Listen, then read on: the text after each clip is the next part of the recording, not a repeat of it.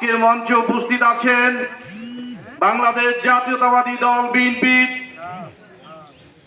ব্রাহ্মণপাড়া উপজেলা শাখার সংগ্রামী যুগ্ম আহ্বায়ক এবং ১ নং মাধবপুর ইউনিয়ন বিএনপির আহ্বায়ক কমিটি গঠন এবং ওয়ার্ড কমিটি গঠনের মনিটরিং টিমের প্রধান, অত্যন্ত বিচক্ষণ নেতা, চট্টগ্রাম বিশ্ববিদ্যালয়ের সাবেক ছাত্রনেতা, আমাদের সাথে যিনি অত্যন্ত সুনিবিড় সম্পর্ক রয়েছে জনাব শাহজাহান সাজু ভাই আজকের প্রধান অতিথি।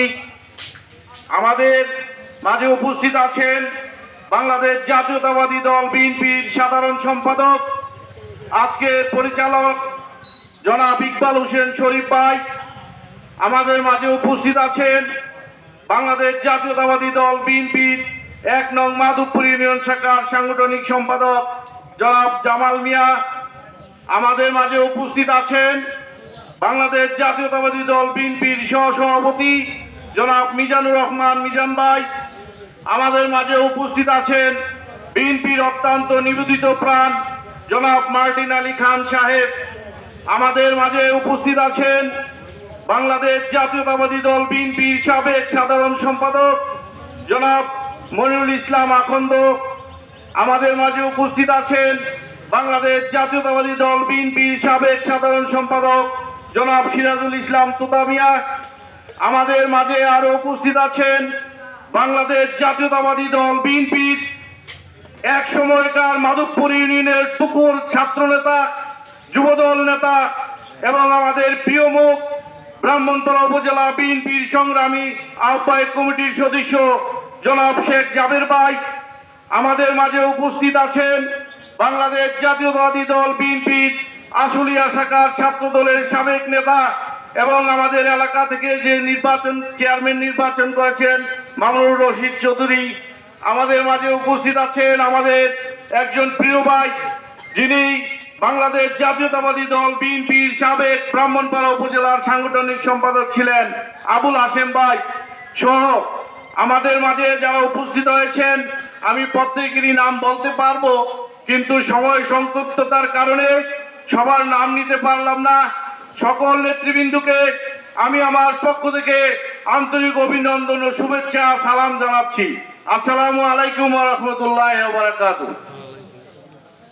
প্রিয় উপস্থিতি, আপনারা নিশ্চয়ই বুঝতে পারছেন আমাদের প্রথম পর্বের প্রধান অতিথি যিনি ছিলেন কুমিল্লা ৫-এর নির্বাচনী এলাকার ব্রাহ্মণপাড়া বুড়িচনের গণমানুষের নেতা জনাব জসিমউদ্দিন জসিম ভাই বলে গেছেন, তৃণমূল যদি শক্তিশালী হয় আগামী দিনে বাংলাদেশ জাতীয়তাবাদী দল বিএনপি নির্বাচন হবে একটি শক্তিশালী নির্বাচন।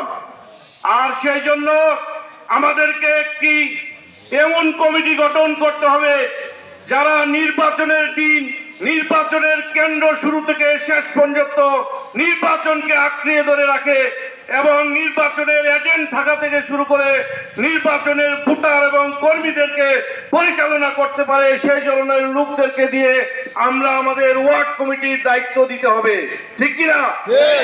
যদি আমরা বুঝতে চাই, আপনাদেরকে আমাদের প্রধান অতিথি আজকে শাহজাহান সাজু ভাই বলেছেন, আমরা আজকে যে কমিটি গঠন করব সেই কমিটি হবে বাংলাদেশ জাতীয়তাবাদী দল বিএনপির একজন পরীক্ষিত সৈনিক, যিনি অতীতে আন্দোলন সংগ্রামে নিজের জীবনকে বাজি রেখে, নিজের পরিবারকে বাজি রেখে সামনে এগিয়ে গিয়েছিল দেশনেত্রী বেগম খালেদা জিয়াকে মসনদে বসানোর জন্য। রাজপথে যে সমস্ত নেতারা পরীক্ষা দিয়েছেন দেশনেত্রী বেগম খালেদা জিয়ার ডাকে আন্দোলন সংগ্রামে অংশগ্রহণ করে, আমরা সেই সমস্ত নেতা কর্মীদেরকে এই ওয়ার্ডের দায়িত্ব দিতে চাই। আপনারা কি বলেন? আমি আপনাদেরকে একটি কথা বলতে চাই, মায়া করে সন্তানকে শিক্ষিত বানাতে পারবেন না, মায়া করে সন্তানকে যোদ্ধা বানাতে পারবেন না। যদি যুদ্ধের কৌশল শিখাতে গিয়ে বেতের আঘাত করতে হয়, তাহলে আপনার সন্তানকে বেতের আঘাত করতে হবে, নয়তোবা আপনার সন্তান যোদ্ধা হবে না, শিক্ষিত হবে না। ঠিক কিনা? যদি আপনারা মায়া করেন, যদি আপনারা গ্রামের টান টানেন, যদি আপনারা বন্ধুর টান টানেন তাহলে এই কমিটি স্বচ্ছতা হবে না। আগামী দিনে তারেক রহমানের আশা পূরণ করার জন্য এই কমিটি শক্তিশালী হবে না, ঠিক কিনা? আমি আপনাদেরকে স্পষ্ট ভাষা বলতে চাই, নেতা বলেছেন বক্তব্য সংক্ষিপ্ত করতে হবে, বক্তব্য সংক্ষিপ্তই করব।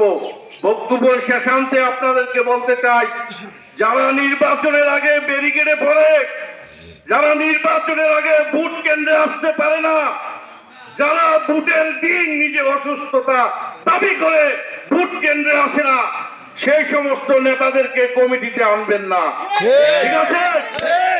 যদি অতীতে আন্দোলন সংগ্রাম নয়, শুধু গ্রামে কোনো একটা নেতাকে আওয়ামী লীগের সন্ত্রাসী বাহিনীরা আক্রমণ করেছে, সেই নেতা নিজের জীবন বাজি রেখে সেই কর্মীকে উদ্ধার করতে গিয়েছে, সেই সমস্ত নেতাদেরকে দায়িত্ব দিবেন। তাহলে আগামী দিনে নির্বাচনে যে কোনো অপশক্তির কাছে আপনার সেই নেতা পরীক্ষায় পাস করবেই ইনশাল্লাহ। প্রিয় উপস্থিতি, আমার বক্তব্য আমি দীর্ঘায়িত করব না। আপনাদেরকে বলবো, আপনারা 4 নং ওয়ার্ডে আমার প্রিয় নেতাকে সামনে রেখে আপনারা যদি একাধিক প্রার্থী হন তাহলে কণ্ঠ ভোট হবে। আপনারা যাকে পছন্দ করেন, নেতা যখন জিজ্ঞাসা করবে আপনারা তাকে সমর্থনে দাঁড়াবেন, আর যাকে সমর্থন করবেন না বসে থাকবেন। আর যাকে আপনারা পছন্দ করেন তার নাম আপনারা প্রস্তাব করবেন। এইভাবে হবে আমাদের নির্বাচনের প্রক্রিয়া। সংগ্রামী উপস্থিতি, আপনারা যারা এখানে উপস্থিত আছেন, আজকের এই সম্মেলন থেকে শিক্ষা নিয়ে যান। 9টি ওয়ার্ডে আমাদের এইভাবেই নির্বাচন হবে। আর আগামী দিনে তারেক রহমানের 31 দফা বাস্তবায়ন করার জন্য আমাদের এই কমিটি হবে আমাদের 1 নম্বর হাতিয়ার। সবাইকে আমার অন্তরের অন্তঃস্থল থেকে ধন্যবাদ জানিয়ে আজকের অতিথি এবং যারা আপনারা উপস্থিত হয়েছেন সবাইকে ধন্যবাদ জানিয়ে আবারও দেখা হবে কোনো এক সমাবেশে, এই প্রত্যাশা রেখে বক্তব্য শেষ করলাম। আসসালামু আলাইকুম ওয়া রাহমাতুল্লাহি ওয়া বারাকাতুহু।